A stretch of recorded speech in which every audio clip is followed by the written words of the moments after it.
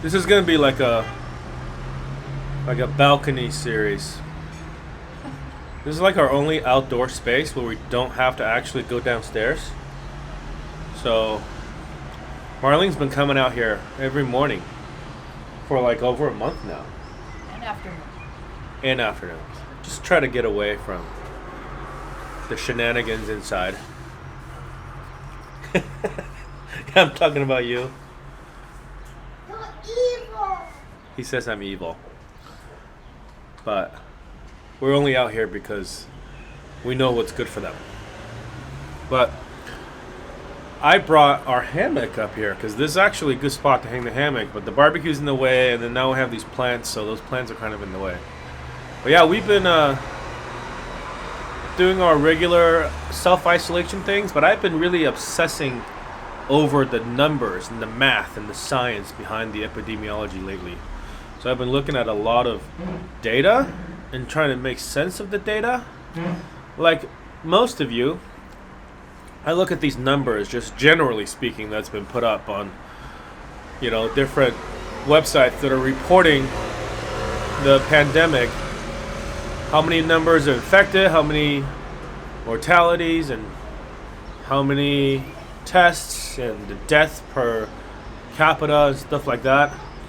But really, I've been looking more into the epidemiology, which is how it spreads and what the spread means, and what immunities people may have after they have recovered from the COVID-19 illness, and also what that means in the grand picture of things.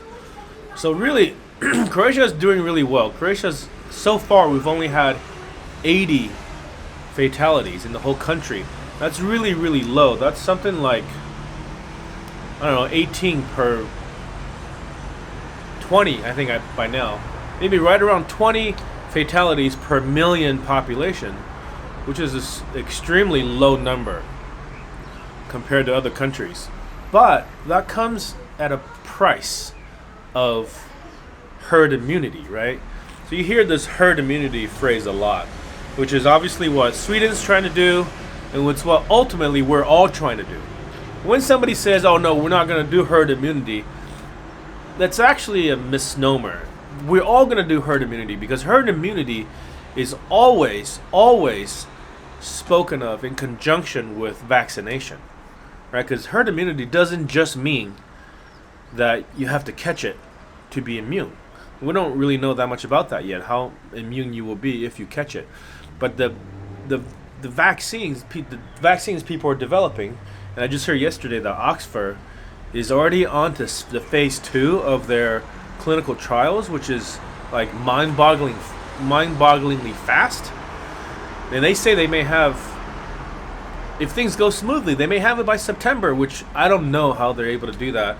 And I know it has partially to do with having already done some trials early on, and they have a phase 2 trial with 1,000 people right now, and then they've already done some of the safety tests with like 5,000 individuals, which is part of the reason why they're able to move so fast. But anyways, going back to herd immunity, it's always spoken in conjunction with vaccination. And vaccination goals of vaccines is to do better than the natural antibodies that you build from catching the infection. So herd immunity just means you get a critical mass of people in your community that's immune to it, and it stops the spread. And all that has to do with the reproductive rate of any given infectious virus or spreadable disease. So you've heard of the R naught value spoken about a lot, but R naught is really just a baseline value. It's a basic reproductive rate of any given spreadable condition. So the common flu, for example, has an R naught value of 1.3. That means for every one person who gets it, they spread it on the average to 1.3 people. And what we've found so far is the SARS-CoV-2 has an R value of about 2.2, 2.3. So it doesn't sound like a lot, 1.3 to 2.2, but it is a lot. especially when you talk about exponentially. And I've run a bunch of calculations and numbers to know, and this is what kind of got me down this path of looking at these numbers, is how does that number look over time? And it looks scary over time. So going back to what we're saying about Croatia, Croatia has such low numbers, and we know after looking at all these asymptomatics or people that haven't gotten tested that actually have it, now that these like serology tests and ways to figure out how many people had it now have antibodies in their system, we're seeing the picture that the death rate has gone down a lot, which I don't know why it's a big surprise to anybody, because we all knew. Anybody who's living in this world knows that, hey, I know so-and-so who thinks they have it, but they can't get a test because they're not showing severe symptoms. I know this. Maybe I have it. I'm not showing severe symptoms, so I can't get a test. We know this happens. We know. So I don't know why it's so surprising that people think, wow, the death rate has really plummeted. Like the WHO is totally wrong on this. But we all knew. We all knew in the back of our minds. We want to blame somebody, so we blame the WHO. Some people do anyways. But it looks like the death rate is about double that of the seasonal flu, which doesn't sound like a lot either. But if you put that in conjunction with how spreadable this is, the R value of 2.2 or R naught value of 2.2 and the death rate of 0.2, we're looking at, like for the US, for example, we're at about almost 70,000 deaths. That means in the US, we have potentially as many as 35 to 40 million people who have been infected, which is far more than the official confirmed infection, right? Because the confirmed infection is like between 1 and 1.5 million. So we're far more beyond that. But that's how it is around the world, actually. Croatia has a lot more infections than 2,100, which is the official number. But what you can look at is deaths. Death is a very, very distinct value that doesn't really have that much wiggle room. But of course, you can say, oh yeah, people are attributing death to COVID-19 unnecessarily, but I don't know about that. If you have cancer and you get hit by a car, you got killed by the car. You didn't get killed by the cancer. So if you have cancer and you get COVID-19 and you die from COVID-19, that's what killed you, because you would have survived longer otherwise. And it's true, people who are older and have other comorbidities, far, far, far more likely to get this. But the reality is that they had more time to go if they didn't get this.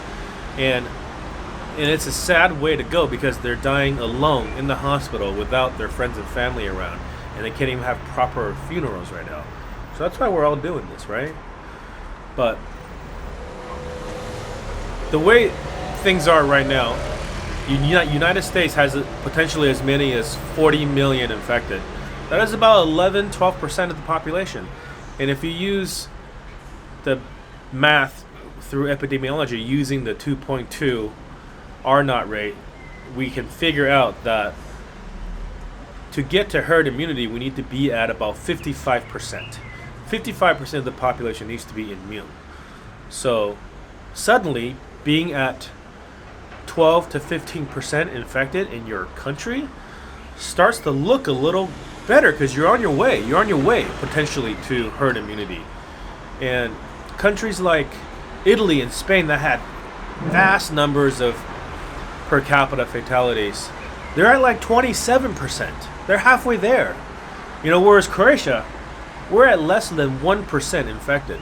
So all we can do before we can come up with a vaccine is to be able to really slow this down, because ultimately we all get to herd immunity, whether we do it through vaccinations or not.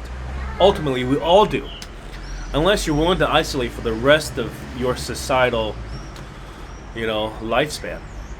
But no, that's obviously that's not what's going to happen. So we're all going to get to herd immunity, whether we go through vaccination, which is 99.9999% of what we've always done. And if we ever get a chance to eradicate any infectious diseases like this, we do it through vaccination. or you do it through severe,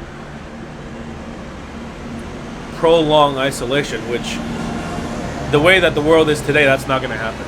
So all we can do is we can help those that are of high risk, help those that may easily die from this, namely people with comorbidities and the elderly, so that they don't die these lonely and fearful deaths in the hospital, right? Anyways, that's all I got for you guys today. I want to finish this coffee.